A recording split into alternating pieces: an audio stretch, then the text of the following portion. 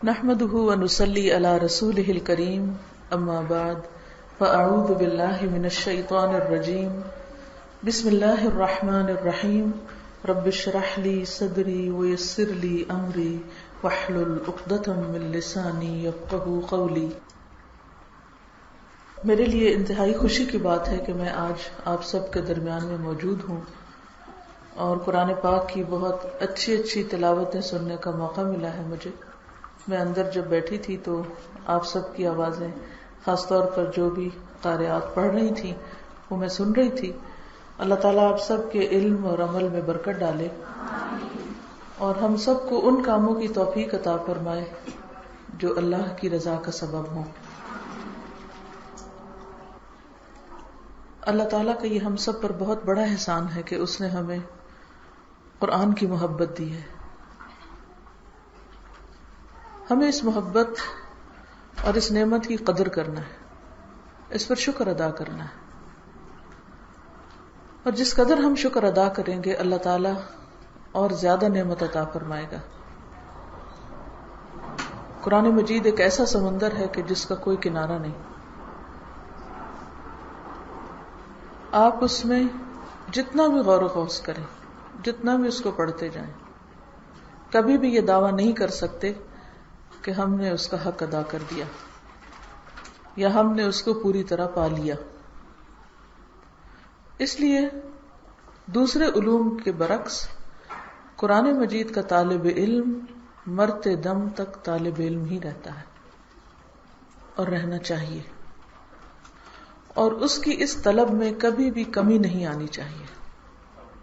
اسے کبھی بھی یہ نہیں سمجھنا چاہیے کہ میں نے کام مکمل کر لیا یا میرا کام ختم ہو گیا۔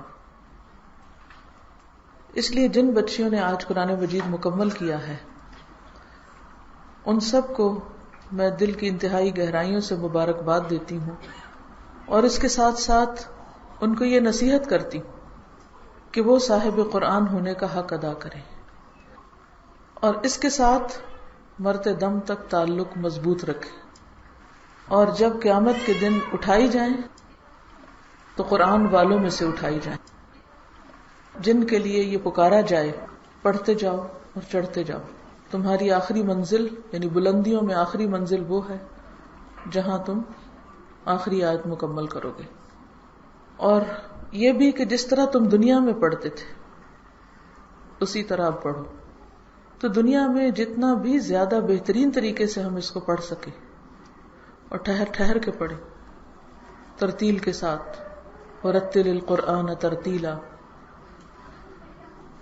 اور تحسین کے ساتھ یعنی خوبصورت انداز میں، بہترین آواز کے ساتھ، اور منزل اور ٹارگٹ ہمارا کیا ہو کہ یہ میں اس دن کے لیے پڑھ رہا ہوں، میرا آخری سبق اس دن ہے، آج نہیں۔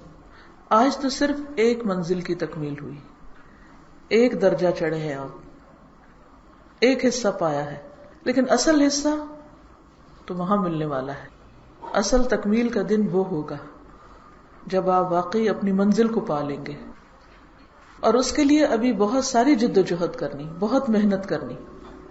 عام طور پر جب ہمیں قرآن مجید کا ایک حصہ مل جاتا ہے تو ہم سمجھتے ہیں کہ اب بس کام پورا ہو گیا۔ اسی لیے بہت سے ناظرہ پڑھنے والے جس دن ختم قرآن ہوتا ہے اس دن جب قرآن بند کرتے ہیں تو پھر ساری زندگی نہیں کھولتے، کیونکہ ٹھپا لگ چکا ہے کہ ہم پڑھ چکے ہیں۔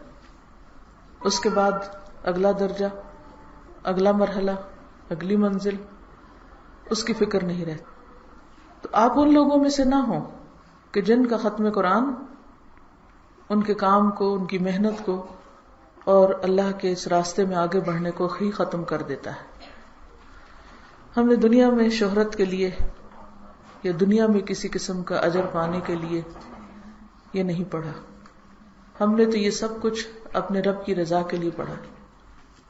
اور جب بھی آپ کو اللہ سبحانہ و تعالیٰ اچھے اور عمدہ انداز میں پڑھنے کی توفیق عطا فرمائے تو دل میں یہ سوچا کریں کہ اس وقت میں اپنے رب کو سنا رہی ہوں تاکہ وہ خوش ہو جائے۔ اگر وہ خوش ہو گیا تو بندے خود ہی خوش ہو جائیں گے۔ جس سے اللہ تعالیٰ محبت کرتا ہے اس کی محبت اللہ بندوں کے دلوں میں ڈال دیتا ہے. تو اس لیے بندوں کو منزل نہ بنائے، اللہ کی رضامندی اور اس کی ناراضگی کی فکر کریں. اور اس کو جتنا بھی آپ اب اچھا پڑھتے اس سے بھی مزید اچھا پڑھنے کی اور کوشش کریں، کیونکہ یہ اللہ کا کلام ہے اور اس کا سرٹیفکیٹ اور اس کی شہادت اور اس کی گواہی آپ کے لیے کون دے؟ اللہ سبحانہ و تعالی، کہ وہ آپ سے راضی ہو جائے. اس سے بڑا انعام اور کوئی نہیں دے سکتا.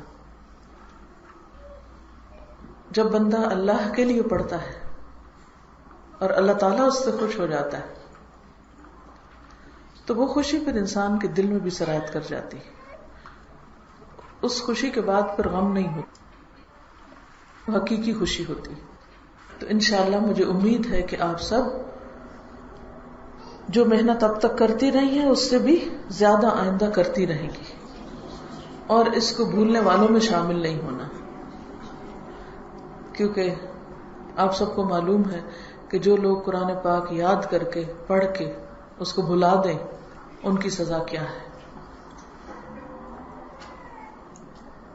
ایسے لوگ قیامت کے دن کس طرح اٹھائے جائیں گے؟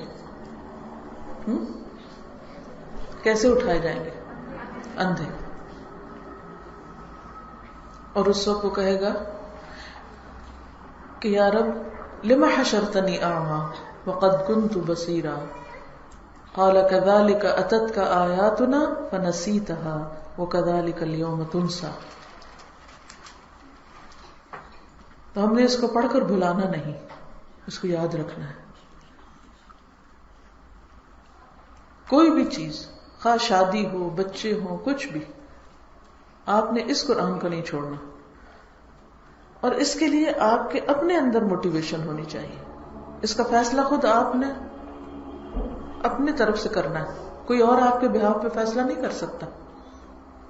اگر آپ کی نیت پکی ہوئی تو آپ کا عمل درست ہو جائے گا، کیونکہ انما الاعمال بالنیات. آپ کا اپنا ارادہ پختہ ہونا چاہیے. تو آج کے اس دن میں آپ اپنے ساتھ عہد کریں اور اس پر اللہ کی مدد مانگیں اور اس پر اللہ ہی کو گواہ بنائیں کہ میں اس کو مرتے دم تک نہیں چھوڑوں گی انشاءاللہ.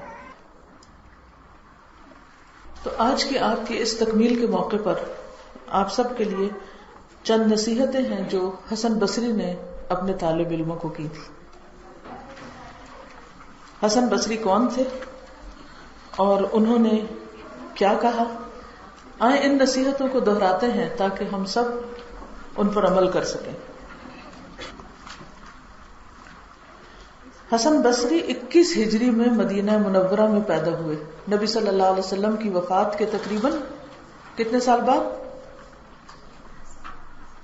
11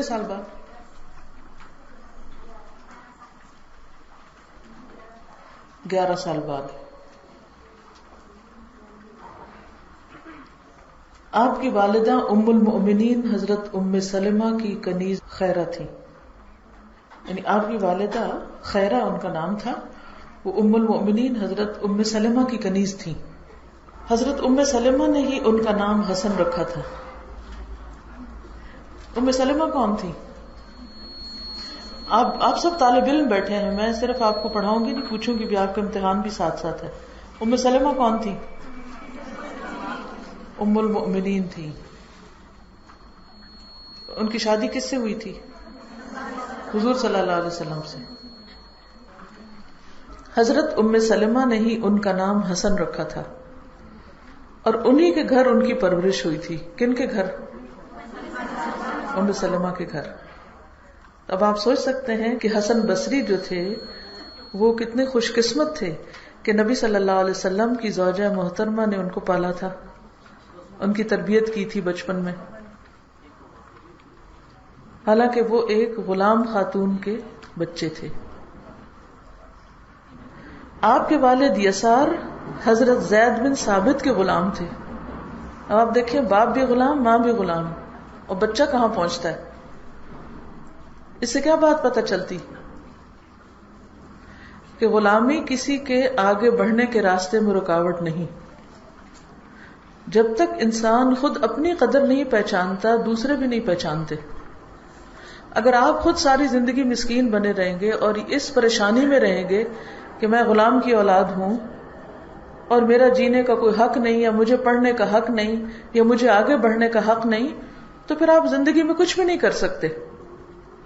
بچپن سے ہی حسن بصری کا تمام امہات المومنین کے گھروں میں آنا جانا تھا. یعنی صرف ام سلمہ نہیں بلکہ ساری امہات المومنین کے عمل کو نبی صلی اللہ علیہ وسلم کے گھرانے کو دیکھنے والے تھے. اس سے پتہ چلتا ہے کہ ایک بچے کی تربیت کیسے گھر میں ہوئی، کیسی فضا میں ہوئی، کیسی کیسی نیک ہستیوں سے ان کا واسطہ پڑا. کیونکہ عمل کا سبق سب سے بڑا سبق ہوتا ہے.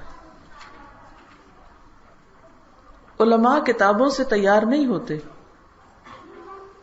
علماء علم کے ساتھ ساتھ جو ان کی صحبت ہوتی اور ان کے آس پاس کا ماحول ہوتا ہے اس کا ان پر بہت گہرا اثر ہوتا ہے. بہت سے کبار صحابہ سے آپ نے احادیث روایت کی. کبار کا مطلب ہوتا ہے بڑے بڑے، جن میں عثمان بن عفان، حضرت علی، ابو موسیٰ اشعری، عبداللہ بن عمر، عبداللہ بن عباس، انس بن مالک اور جابر بن عبداللہ شامل ہیں. تو پھر حسن بصری خود کون ہوئے؟ تابعی. شابش، تابعی ہوئے. کیونکہ انہوں نے تعلیم حاصل کی، سیکھا، احادیث روایت کی. کس سے؟ حضرت علی سے سب سے زیادہ متاثر تھے. ہر ایک کی اپنی چوائس ہوتی ہے نا. ان کے تقوی اور اخلاق کا رنگ ان پر چڑھا. کن پر؟ حسن بصری پر. 14 سال کی عمر میں والدین کے ساتھ بصرہ منتقل ہو گئے. یعنی اب جوان ہو گئے اور وہاں سے پھر مدینہ سے بصرہ چلے گئے. وہاں کیا تھا؟ بصرہ کہاں ہے؟ کہاں ہے بصرہ؟ عراق میں. اور وہیں مستقل رہائش اختیار کر لی. اسی نسبت سے آپ بصری کہلائے. وہ اپنے علم اور تقوی، زہد اور استغناء، عالی ہمت، تفقہ اور علم کے اعتبار سے ایک درخشاں ستارہ تھے. ان کی مجلس سے قسم قسم کے لوگ فیض پاتے. یعنی ہر طرح کے لوگ، کوئی خاص طبقہ نہیں، ہر قسم کے لوگ. کوئی حدیث کا علم حاصل کرتا، کوئی تفسیر سے استفادہ کرتا، کوئی فقہ کا درس لیتا تو کوئی فتویٰ پوچھتا، کوئی مقدمات کے فیصلے اور قضاء کے قواعد سیکھتا، کوئی واعظ سنتا. غرض یہ کہ وہ علم کا ایسا وسیع سمندر تھے جو سب کے لیے کافی ہو جاتا. ایک روشن چراغ تھے جو مجلس اور دلوں میں نور بکھیرتے. امر بالمعروف اور نہی عن المنکر کے سلسلے میں ان کے کارنامے اور حکام اور امراء کے روبرو پوری فصاحت سے اظہار حق کے واقعات ناقابل فراموش ہیں. یعنی ان کی زندگی کے بہت سے ایسے واقعات ہیں جس میں انہوں نے ہر ایک کو بہت اچھی اچھی نصیحتیں کی ہیں. ان کی صرف ظاہری شخصیت ہی جاذب اور خوبصورت نہ تھی بلکہ نہایت فصیح اور بلیغ تھے. یعنی شکل و صورت بھی اچھی تھی لیکن اس کے ساتھ ساتھ ان کی گفتگو کا انداز بہت عمدہ تھا کہ بات دوسروں کو سمجھ آ جاتی تھی، دلوں میں اتر جاتی تھی. دل کے درد سے بات کرتے اور ان کے پر اثر ممائز دلوں پر اثر کرتے. جب تک آپ بات کرتے وقت آپ کی زبان کے ساتھ آپ کا دل شامل نہیں، اس وقت تک بات میں اثر نہیں ہوتا. قرآن مجید پڑھنے کا معاملہ ہو یا درس دینے کا معاملہ، تو آپ سب طالبات کو میں یہ نصیحت کروں گی کہ جب آپ بات کریں تو سوچیں کہ آپ کا دھیان کدھر ہے. کیا آپ دل سے بول رہے ہیں، سوچ کے بول رہے ہیں، سمجھ کے بول رہے ہیں؟ اور قرآن مجید پڑھیں تو اس وقت بھی. لیکن اکثر ایسا ہوتا ہے کہ ہمارا قرآن حلق تک ہوتا ہے یا اس سے اوپر، نیچے نہیں جاتا، دل تک نہیں جاتا. اس کی کیا وجہ ہوتی؟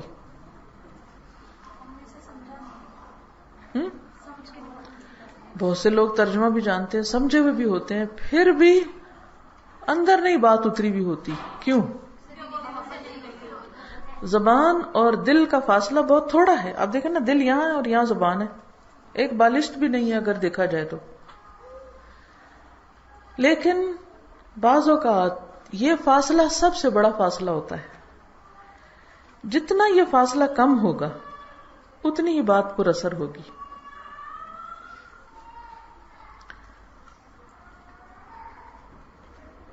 لیکن ہمارے اعمال کے اثرات ہمارے دل پر کیوں نہیں پڑتے؟ ہمارا اپنا دل ہی اس سے متاثر کیوں نہیں ہوتا؟ اس کی کیا بنیادی وجہ ہوتی؟ اس کی وجہ یہ ہوتی ہے کہ ہمارا دل کہیں اور محو ہوتا ہے، کہیں اور مشغول ہوتا ہے. دل توجہ نہیں کرتا. مثلا ہم نماز پڑھ رہے ہوتے ہیں، دل کہاں ہوتا ہے؟ قرآن پڑھ رہے ہوتے ہیں، دل کہاں ہوتا ہے؟ قرآن پڑھا رہے ہوتے ہیں، دل کہاں ہوتا ہے؟ دل انوالو نہیں ہوتا، اس میں فاصلہ ہوتا ہے. دل کہاں انوالوڈ ہے وہ تو ہم خود ہی جانتے ہیں کہ دل کی ہماری سوچیں کیا ہیں. کچھ لوگ بیکار کی باتوں پر پریشان رہتے ہیں. چھوٹی سی کوئی بات ان کو کہہ دے تو اس پر ناراض ہو جاتے ہیں یا اس کو محسوس کر کے بیٹھ جاتے ہیں. اب سارا دن اسی سوچ و بچار میں رہتے ہیں، لہٰذا کوئی کام کی بات ان کے سامنے آتی تو ان کی سمجھ میں نہیں آتی. آپ ان سے بات کرتے ہیں تو ان کو جھنجھوڑنا پڑتا ہے کہ آپ سے بات کر رہے ہیں، آپ کو کہہ رہے ہیں، آپ کدھر ہیں؟ وہ ایبسنٹ مائنڈیڈ ہوتے ہیں، غیر حاضر ہوتے ہیں. کیوں؟ کیونکہ ان کا دل مشغول ہے کس میں؟ اپنے آپ میں، اپنی ذات میں. قرآن میں مشغول نہیں ہے، اللہ کی بات میں مشغول نہیں ہے. کیونکہ اپنے سے دھیان ہٹے گا تو کہیں اللہ کی طرف جائے گا نا. پھر کبھی خود پسندی ہوتی ہے اس میں، کبھی تکبر ہوتا ہے، کبھی کسی کے لیے بغض ہوتا ہے، اناد ہوتا ہے، کبھی کوئی غم پالا ہوا ہوتا ہے، کبھی کوئی حسد ہوتا ہے. تو اس کا کیا نتیجہ ہوتا ہے؟ جب اپنی ذات سے نکلتے ہیں تو دوسروں میں جا پھنستے ہیں. دوسروں میں جا پھنستے ہیں. وہ کیا کر رہے ہیں، وہ ہمیں کیا سمجھتے ہیں، وہ ہمیں کیا کہتے ہیں. اچھا، اس کا نتیجہ کیا ہوتا ہے پھر؟ سارا وقت اوروں کے بارے میں سوچتے رہتے، اس نے مجھے یہ کہہ دیا، اس نے یہ کر دیا، وہ ایسا کیوں کرتا ہے، وہ ویسا کیوں کرتا ہے، وہ بڑا ظالم ہے، وہ بڑا فلاں ہے. ہر وقت دوسروں کی باتیں سوچتے ہیں، اور پھر جو کوئی ملے اس سے وہ دوسروں کی باتیں شروع کر دیتے ہیں. ہر وقت بیکار کے دوسروں کی ذات پہ تبصرے. نتیجتاً کیا ہوتا ہے؟ چغلی، غیبت، بہتان تراشی، لغو گفتگو، فضول کی باتیں، طولانی باتیں، بیکار کی باتیں. اب وہ سارا کچرا جو ہوتا ہے وہ پھر دل پہ ہی پڑ رہا ہوتا ہے، جو ہم بول رہے ہوتے ہیں وہ واپس آ جاتا ہے. اب جب ایسے دل کے اندر جس میں ایک طرف اپنی ذات گھسی ہوئی ہے، تکبر ہے، غرور ہے، انا ہے، خود پرستی ہے، خود پسندی ہے، اور دوسری طرف لوگوں سے شکوے شکایتیں گھسے ہوئے ہیں، اب جب ایسے دل کے اوپر قرآن کی بارش پڑے گی وہ کہاں جائے گی؟ کیا ہوگا؟ وہ اندر جذب ہوگی، بہ جائے گی. یہ دل سخت ہے، اس لیے لوگوں کے اوپر اثر ہی نہیں ہوتا قرآن کا. نہ ان کی آنکھیں نم ہوتی ہیں قرآن سن کے، نہ ان کے دلوں پہ کوئی اثر ہوتا ہے، نہ ان کی روح بیدار ہوتی ہے، نہ ان کی توجہ پہ ہوتی ہے، نہ ان کا دھیان ہوتا ہے. لہذا عمل ہی نہیں بدلتا، کیونکہ جو بات دل پہ جائے گی تو پھر یہ عمل بدلے گی نا. تو اس لیے بہت ضروری ہے کہ ہم خود اپنے آپ سے باہر نکلیں اور بندوں سے باہر نکلیں، تب ہماری نگاہیں اوپر جائیں گی اور ہم اللہ ہی کے لیے خالص ہوں گے. ابھی جو آخری سبق میں آپ پڑھ رہے تھے نا، وَنَحْنُ لَهُ مُخْلِصُونَ، یہ اس کے لیے خالص ہونا کوئی عام بات نہیں، معمولی بات نہیں. یہ جو بڑی ہستیاں جن کو ہم کہتے ہیں اور جن کے اوپر اللہ نے انعام کیا اور جو بڑے کامیاب لوگ تھے، ان کا حال یہ تھا کہ انہوں نے سب سے پہلے اپنی ذات پہ کام کیا، اپنے عیب دیکھے، اپنی غلطیوں کو پہچانا اور اس کی اصلاح کی. اور اس کے لیے کڑوی سے کڑوی دوائی کھانی پڑی تو وہ بھی کھائی. کڑوی دوائیاں کون سی ہوتی ہیں؟ کسی کی نصیحت کی دوائی کڑوی لگتی ہے. اپنی غلطی کا احساس کرنا تکلیف دہ ہوتا ہے، تو جب تک انسان وہ نہیں کھاتا تو پھر شفا بھی نہیں ہوتی.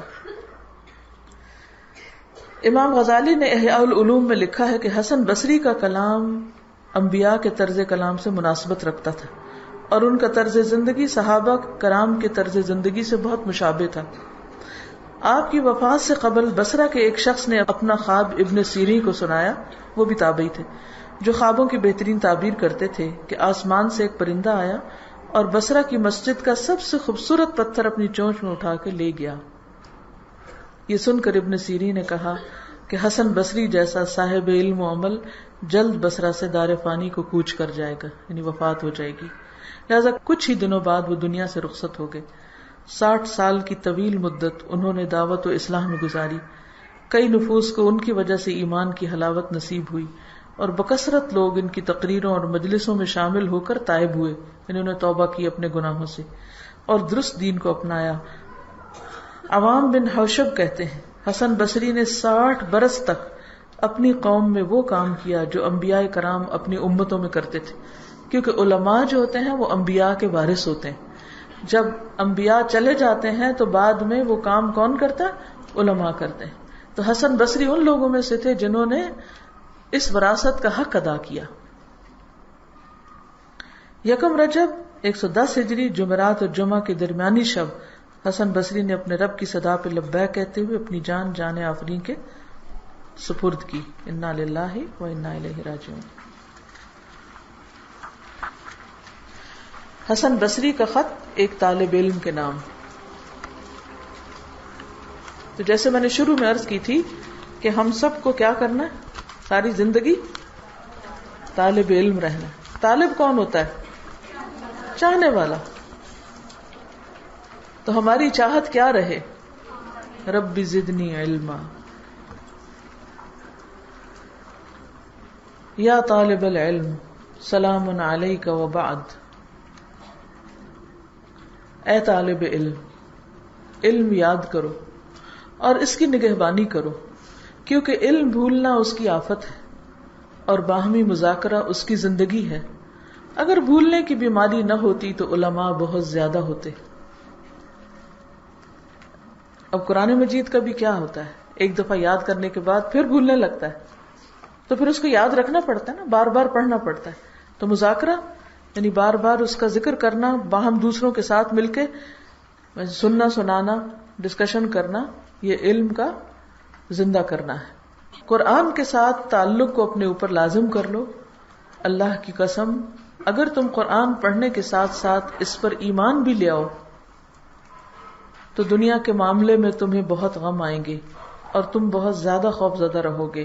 مزید یہ کہ دنیا میں بہت رویا کرو گے، اور اسی میں بہتری ہے، کیونکہ جب قرآن سمجھ میں آنے لگتا ہے تو انسان کا دل بہت نرم ہو جاتا ہے، اور پھر انسان کو اللہ سے ڈر لگنے لگتا ہے۔ یہ جو ہے نا تم خوف زدہ رہو گے، اس کا مطلب نہیں کہ کسی بم دھماکے سے خوف زدہ رہو گے، اس کا مطلب یہ ہے کہ تمہارے دل میں اللہ کا ڈر ہوگا، اور دنیا میں رویا کرو گے، کیونکہ ایسے لوگ ان کا دل دنیا میں پھر لگتا نہیں،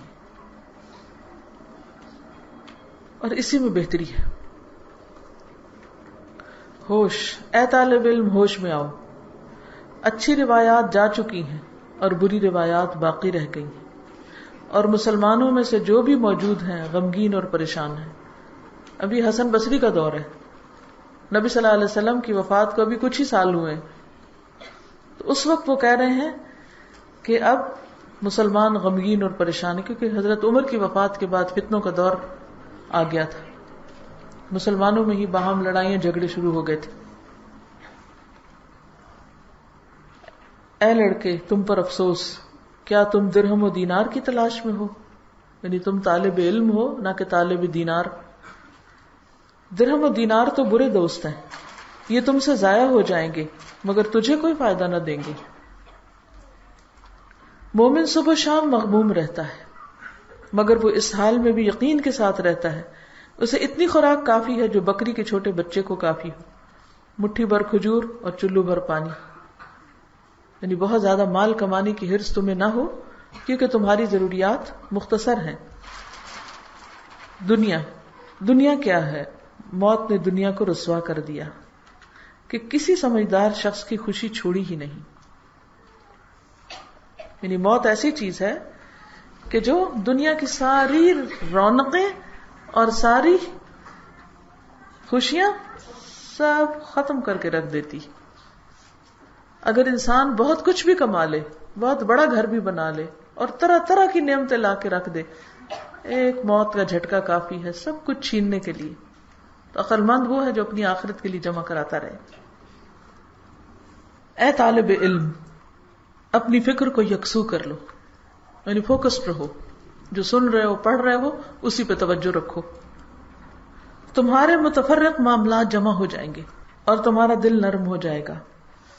تیرا دل نرم کیسے ہو سکتا ہے جبکہ تیری فکر تو کسی دوسرے کام میں ہے. یہ ایک بہت بڑی بات انہوں نے کہی ہے. یہ جو شروع میں نے کہا نا کہ قرآن ہمارے دلوں میں نہیں اترتا، یا اللہ کی محبت نہیں اترتی، یا دین کی روح نہیں اترتی، اس کی بنیادی وجہ کیا ہے؟ ذہنی یکسوئی کا نہ ہونا.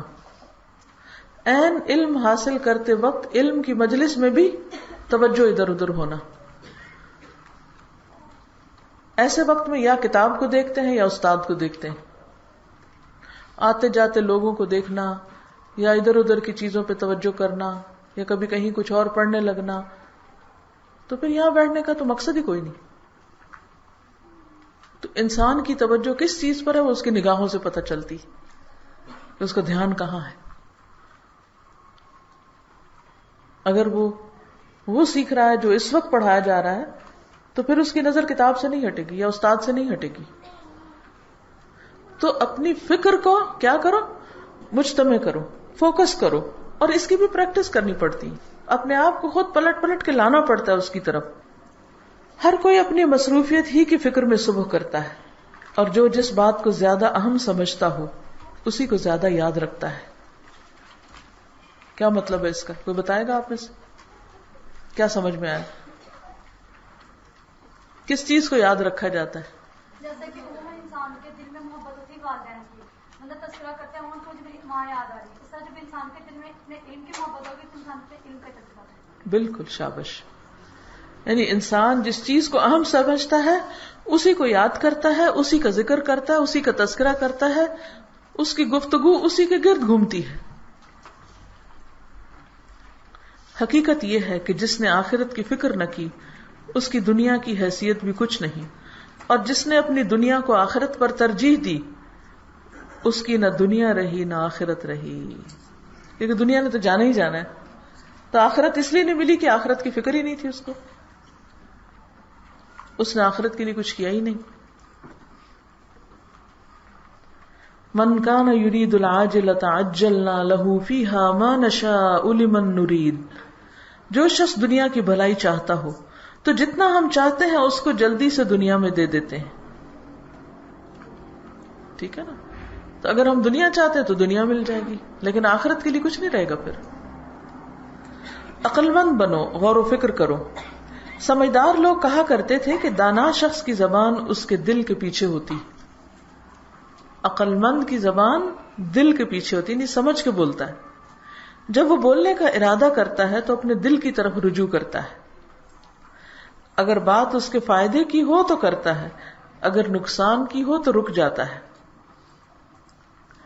جاہل کا دل زبان کے کنارے پہ ہوتا ہے، وہ دل کی طرف نہیں لوٹتا، جو بات زبان پہ آئے بول دیتا ہے. تو اس سے پتہ چلتا ہے کہ ہم صاحب علم ہیں یا نہیں، صاحب عقل ہیں یا نہیں.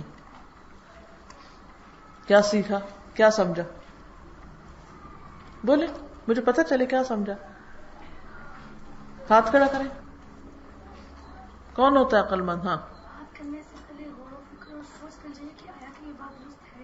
جی ہاں، کچھ کہنے سے پہلے انسان اس کو سوچ لے. اور جی شابش، پہلے تولے پھر بولے. بچوں، اللہ تم پر رحم کرے، تم جھوٹی آرزوؤں سے بچو، کیونکہ صرف امیدوں سے کسی کو فائدہ نہیں ملتا، نہ دنیا میں نہ آخرت میں. جھوٹی تمنائیں جو صرف تمنائیں ہوتی ہیں اس سے کچھ حاصل نہیں ہوتا. قرآن کی ہمیشہ نگہبانی کرو. کیا مطلب ہے نگہبانی کرنے کی؟ حفاظت کرو، بھولنے نہ دو، اور جو کہتا ہے اس پر عمل کرو. اس کے منع کردہ امور کو پڑھا کرو. اگر وہ تجھے برائیوں سے نہ روکیں تو گویا تم نے اس کو پڑھا ہی نہیں. اگر قرآن تمہیں برائیوں سے نہ روکے تو سمجھو کہ تم نے اس کو پڑھا ہی نہیں. پہنچاؤ، آگے پہنچاؤ. بعض حاملین علم خود زیادہ سمجھدار نہیں ہوتے، اور جان رکھو کہ جسے اس کا علم فائدہ نہ دے اسے اس کی جہالت نقصان دیتی ہے. یعنی دو میں سے ایک چیز ہوگی، یا علم ہوگا یا جہالت. تو اگر آپ کو علم نے فائدہ نہیں دیا تو پھر کیا ہوگا؟ جہالت کا نقصان. اور اس سے پہلے علم کو آگے بھی پہنچانا لازم ہے، کیونکہ بعض لوگ جن کے پاس علم آتا ہے وہ اتنے سمجھدار نہیں ہوتے، لیکن وہ آگے دے دیتے ہیں تو دوسرے اس سے فائدہ اٹھا لیتے ہیں. اے طالب علم، انتہائی اہم بات یہ ہے کہ اپنے معاملات طے کر کے رکھو. اپنے معاملات طے کر کے رکھو. کیا مطلب ہے اس کا؟ یعنی معاملات درست رکھو. اچھا، یہ طے کرنے کا لفظ کو آپ تھوڑا سا یوں سمجھ لیں. آپ کپڑے دھوتے ہیں کبھی؟ پھر اتار کے رکھتے ہیں طے کر کے یا بغیر طے کیے؟ کیا فرق ہے دونوں میں؟ طے کر کے رکھنے سے کیا ہوتا ہے؟ ترتیب سے رکھتے ہیں ان کو، پھر جب ضرورت پڑتی ہے تو آپ آسانی سے نکال لیتے ہیں. پھر طے بھی لگاتے ہیں اس کی، ایک کے اوپر ایک رکھتے ہیں، پھر ایک جیسے کپڑے ایک جگہ رکھتے ہیں. اور اگر آپ وہ سارے اتار کے گٹھڑی بنا کے رکھ دیں، جی بہت برے لگتے ہیں، گڈ مڈ ہو جاتے ہیں اور وہ سمجھ ہی نہیں آتی، اور جب ان کو پہنتے ہیں تو وہ اور کام خراب. اگر ان کو استری بھی کرنا ہو تو زیادہ مشکل. بالکل اسی طرح ہمارے جو معاملات ہیں وہ الجھے ہوئے نہیں ہونے چاہیے، گڑمڑ. ہر ایک کو اس کی جگہ پہ رکھنا چاہیے، ٹھیک ہے نا. ماں باپ کو ان کے مقام پر، استادوں کو ان کے مقام پر، بچوں کو ان کے مقام پر، بہن بھائیوں کو ان کی جگہ پر. اگر آپ کو ایک چارٹ بنانے کو دیا جائے، ایک نقشہ بنانے کو دیا جائے اور کہا جائے کہ یہ ہیں وہ سارے لوگ جن سے آپ نے معاملہ کرنا ہے، تو آپ ان کو ترتیب سے رکھیں. تو کیسے رکھیں گے؟ جیسے کپڑے ترتیب سے رکھتے ہیں نا، یا کتابیں ترتیب سے رکھتے ہیں، یا کوئی بھی چیز ترتیب سے رکھتے ہیں تو پہلے چھوٹی رکھتے ہیں یا پہلے بہت بڑی رکھتے ہیں، یا پہلے کوئی بھی رکھ دیتے ہیں اور پھر اوپر کوئی بھی، پہلے بڑی رکھتے ہیں، ٹھیک ہے نا. پھر اس کے بعد اس سے چھوٹی، اس سے چھوٹی، اس سے چھوٹی، ٹاور بنتا جاتا ہے. ٹھیک ہے. اسی طرح جب معاملات ہیں تو سب سے پہلے کس کا درجہ آتا ہے؟ والدین. اللہ سبحانہ وتعالیٰ تو اللہ تعالیٰ ہے، لیکن معاملہ اس وقت بندوں کے ساتھ معاملے کی بات کریں. اگر کسی کے اپنے ماں باپ سے معاملات درست نہیں، وہ ان کا نافرمان ہے، استادوں کی وہ قدر نہیں کرتا، احترام نہیں کرتا، ان کے ساتھ بد اخلاقی بدتمیزی کرتا ہے، ان کی بات ہی نہیں مانتا، نہ سنتا ہے، خالہ ماموں چچا کوئی پرواہ نہیں ان کی، بہن بھائی کوئی تعلق نہیں ان سے، بچے کوئی خیال نہیں ان کا. ہاں اسی طرح جن لوگوں کے بیچ میں وہ رہتا ہے، اب مثلا اس وقت آپ ہاسٹل میں اگر رہتے ہیں تو اس وقت تو کوئی بھی آپ کو رشتہ دار یہاں نہیں ہو سکتا، لیکن کون ہے؟ یا تو آپ کی کولیگز ہیں یا آپ کے استاد ہیں. کچھ باجیاں بڑی ہیں، کچھ آپ سے چھوٹے ہیں بچے، ایسے ہی ہوتا ہے نا. کچھ لوگ چھوٹے ہوتے ہیں، کچھ لوگ بڑے ہوتے ہیں، کچھ لوگ برابر کے ہوتے ہیں، کچھ ہم پہ احسان کر رہے ہوتے ہیں، کچھ پہ ہم احسان کر رہے ہوتے ہیں. تو کس کا مقام کون سا ہے اس کو جاننا بہت ضروری ہے. آپ دیکھیں یہ ساس بہو کا جو جھگڑا ہوتا ہے، اس میں بھی بنیادی وجہ کیا ہوتی ہے کہ شوہر اپنا کردار صحیح ادا نہیں کر رہا ہوتا، یا وہ ماں کو اگنور کر دیتا ہے یا بیوی کو اگنور کر دیتا ہے. ماں کو خوش کرنے کے لیے بیوی کو ناراض کر دیتا ہے، بیوی کو خوش کرنے کے لیے ماں کو ناراض کر دیتا ہے. اگر وہ بیوی کو اپنی جگہ پہ رکھے اور ماں کو اپنی جگہ پہ رکھے، بیوی کا بھی حق ادا کرے، اس کے ساتھ بھی اس نے سلوک کرے، ماں کا احترام کرے، اس کے بھی حقوق پورے کرے، اور اگر کوئی کسی کے اندر مداخلت کرنے لگے تو اس کو روکے، تو آپ دیکھیں کیسے تعلق خراب ہو سکتا ہے؟ نہیں ہو سکتا. لوگ جب انسیکیور ہوتے ہیں، یعنی ان کو یہ ہوتا ہے کہ ہائے ہمارا کیا بنے گا اگر یہ شخص ادھر مائل ہو گیا، تو اس وقت گڑبڑ ہوتی. تو زندگی میں اگر آپ کو کوئی کام کرنا ہے تو کیا کریں؟ ہر ایک کو اس کے مقام پر رکھیں. تو بہت سی چیزیں خود بخود درست ہو جائیں گی، بہت سی الجھنیں ختم ہو جائیں گی، اور پھر آپ کچھ کر سکیں گے. خبردار، یقیناً اللہ تعالیٰ جب کسی بندے سے بھلائی کا ارادہ کرتا ہے تو اس کے دل کو غنی اور بے پرواہ کر دیتا ہے، یعنی لالچ ختم ہو جاتی ہے اس کی، اور اس کی تمام اشیاء کو محفوظ رکھتا ہے. اور جب اللہ تعالیٰ کسی سے برائی کا ارادہ کرے تو فقیری اس کے سامنے رکھ دیتا ہے، اس کی آنکھوں سے محتاجی جاتی نہیں، اس کا لالچ ختم ہوتا ہی نہیں، اور اس کے معاملات کو منتشر کر دیتا ہے. وَكَانَ أَمْرُهُ فُرُطًا، کہیں بھی پورا نہیں پڑتا، وہ کچھ بھی نہیں ہو پاتا اس سے.